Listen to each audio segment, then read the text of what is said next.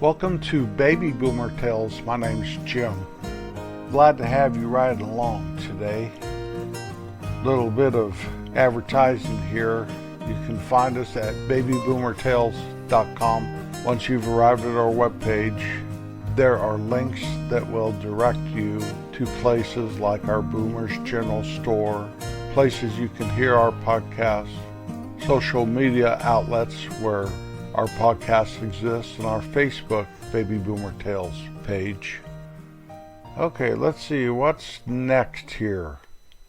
Jim, can we? No, you can't. I'll do it. That was Got the Munchie. He wanted to do that housekeeping segment that the Munchies always introduce, but I told them that if they can't control themselves enough to stop butting in during a podcast episode and just wait for their time, that they can't do housekeeping for a couple weeks. So, there again, they try to get in there. I mean, I know they're asking permission, but that doesn't matter. Does it? Does it really matter? Well, it doesn't matter to a Munchie. They've already forgotten. Where did they go? They're off finding some sugar somewhere. They like sugar. I go through a bunch of sugar around here. I bet I go through 5 pounds a month. They just get it and they sprinkle themselves with it, dance around, sing at the top of their little lungs. I guess that's what they have, lungs. I don't want to dissect one to see. Oh, that'd be terrible. These guys are my friends. I know I'm pretty strict with them, but if they were left to their own devices, it would be a terrible thing. So, our housekeeping this week, I'm just going to try to clean up a couple things from last week. I was talking about going to the dermatologist and standing in my underwear while they check out all your little growths and stuff in my underwear. And I said something about the girl that helps the doctor. That female is a nurse that comes in and helps the doctor. In fact, they take my stitches out. I just had my stitches out from a cyst they took off of me. I didn't want to sound like a creeper. You know, it's creepy enough for me to stand there in my underwear in front of those folks and have them poke and prod you and everything. But you'd think I'd get used to it by now, having colonoscopies and prostate examinations and just all that stuff that comes with getting older. I've been thinking about it. I'm getting tired of being cut on. I have a colonoscopy appointment in about 10 days, and I am not looking forward to that. Actually, it's not bad once you get there and they put you to sleep. It's a great sleep. It's the night before. I've talked about this on several occasions. That laxative is a terrible, terrible experience. Now I have to take it at night and then in the morning before I go have them do whatever they do. I'm asleep, I don't know, but I have a theory of what they do to me. I have a friend, she talked about that she wasn't put out all the way, and she started talking to them while they were doing a colonoscopy on her. Now I think she's dreaming because I'm out like a light. But do I talk in my sleep? What would I say? Oh no, I don't even want to know. No wonder they all kind of look at you with amusement in their eyes when you come to. The other thing on our housekeeping, I talked about older people and handsome older people or handsome older men and pretty older women. And you could tell they were lookers when they were younger and all that. Apologize for that. I am a firm believer that beauty comes from within. So I know I sounded quite shallow last week, and I didn't mean for it to come out like that. You know, I listened to my old podcasts, and you'd think I'd catch this stuff when I'm editing it, because I listened to it about 6 times through the editing process, making sure that it's ready to be published. And yet I'm always finding this stuff. I almost have housekeeping every week, trying to clean up some of the mess I made. So my apologies. I should have let the Munchies do that. I really should have. I should have let the Munchies do that. Now they're gone, wasting my sugar.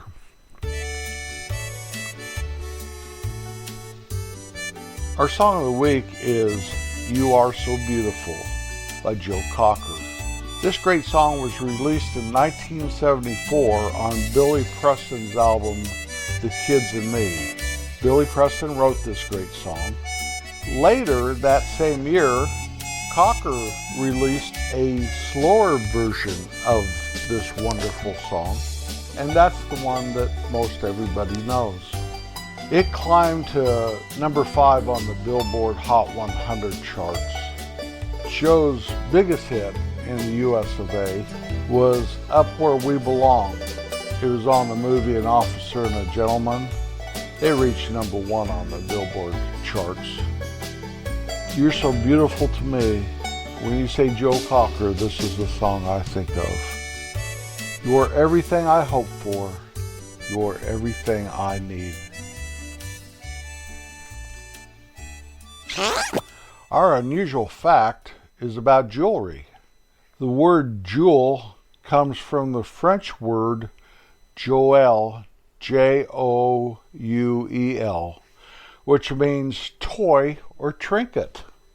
The wedding ring tradition of wearing the wedding ring on the 4th finger of the left hand dates back to ancient Rome.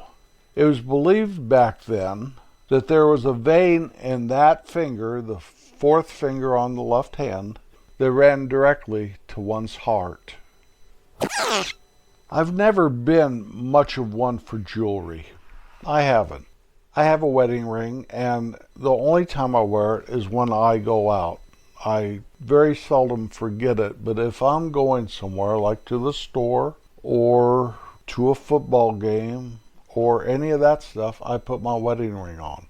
I definitely wear it when Kim and I go somewhere together. I would say 99% of the time I remember to put my wedding ring on before I leave the house. But as soon as I get home, when I change out of my good clothes, whatever I'm wearing to town, and into my house clothes, I take that wedding ring off. I've never been one for jewelry. I've never really liked it. When I was in high school, I just had to have a class ring. My junior year, they presented us with class rings. Some salesmen came along, and a bunch of us suckers bought one. And I didn't like wearing it. I didn't like it. But it was a tool to give to the girlfriend of the week until she got tired of you and broke up with you. I probably gave that ring to at least a half a dozen girls. Finally, after one near catastrophe with it, where I thought it was gone forever, I gave it to my mother and said, please take this thing. I don't want to see it anymore. Please take it. And I didn't see it again until after I was married. And one day my mom gave it back to me. And it sat in a bank envelope, one of those things you zip up, in a safe for all these years. So I still have it. I haven't seen it for years because I don't take it out of the safe. But there it is. That's where it belongs. Not with the girlfriend of the week. Maybe my mother gave that to me thinking I'd give it to my wife. The one that was the most dangerous, I believe this girl wouldn't wear it on her finger. You know how they wrap that ring in, wool or twine or something? What do they knit with? Anyway, and then they can fit on their fingers, but she wore it on a chain around her neck. And that became a very dangerous thing for that ring. When she got just livid with me, I thought the ring was gone for sure. Speaking of wearing around your neck, I tried wearing a cross on a chain, around, and that was during the time when people wore gold chains and all this stuff. And I thought a little cross, not a big thing, would be a nice thing. And it may be a nice thing, but I couldn't do it. I just hated wearing something like that around my neck. So I am not into jewelry. I don't even like to see women with earrings.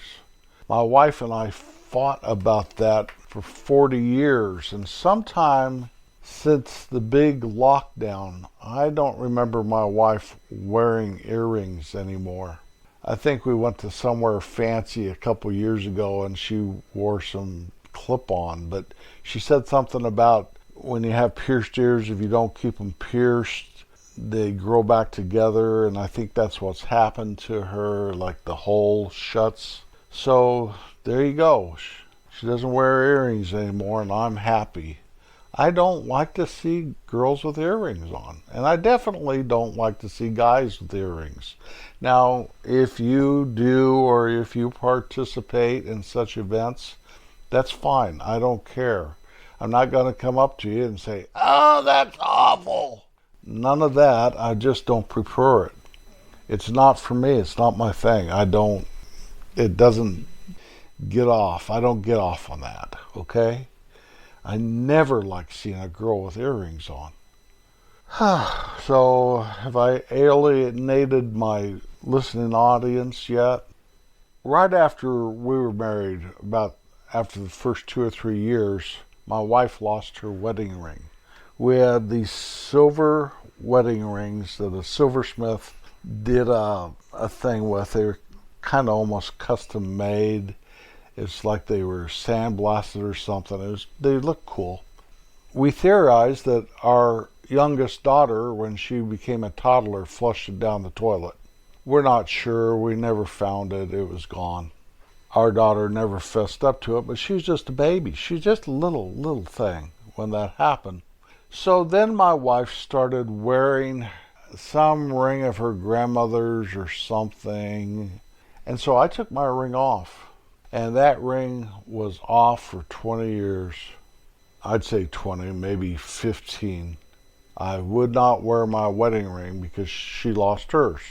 Well, one time for our anniversary, I went down and found this silversmith I'd heard a whole bunch of good things about.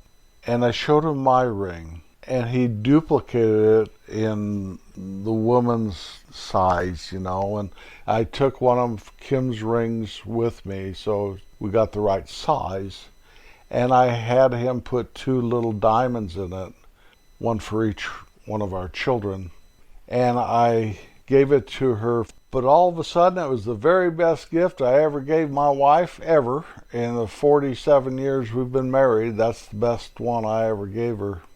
And she's got that ring today. She hasn't lost it. Once in a while, I hear her telling a friend of hers or something, a little story behind it. And I'm glad I had the wherewithal to do something like that. We'll never blame Allie for losing her original ring, because it gave us an avenue to have something that maybe was even more special to her than the original wedding ring. Attaboy, Jim. Yeah, attaboy, Jim. My mother kind of liked jewelry, but she wasn't real flashy about it. I mean, she had that, engagement ring and wedding ring deal, a stone set, a diamond stone set in a ring and all that. When I was growing up, I remember that. And later in life, she got a larger diamond. And I can't remember how that worked, but after she passed away, each one of us kids got one of those diamonds, or 4 of them or something. I don't know. But anyway, she really liked turquoise and mother of pearl. So she wore some of that. She wasn't real flashy about it, but she had some nice turquoise pieces. My dad only wore a gold band. And the day we buried him, while the casket was still open, I noticed that he still had his gold band on. I asked the mortician. That's not what they're called anymore. They're called funeral director or something. I said, I think we need that for the family. And so it about grossed me out watching him take it off my dad's finger. I kind of wishing that I wouldn't have said anything. I think my brother John has that ring now. I'm not positive. I know I don't. Or it had been sitting in that safe along with my class ring. I know jewelry is a special thing to a lot of people. And usually there is at least one piece of jewelry that almost everybody has that for some reason is symbolic and holds a lot of memories for that person. My wedding ring is that. I believe my wife's wedding ring is that replacement one, is that very thing for her. I don't know what will happen to those rings after we're dead and gone. Time will lose track of them, for sure. I don't think either one of my children are very nostalgic. Nothing like me. I'm very, very nostalgic. I'm big on memories. Sometimes it comes through on this podcast. So what is ever dear to your heart for you, hold on to it, but not so much that you can't let go.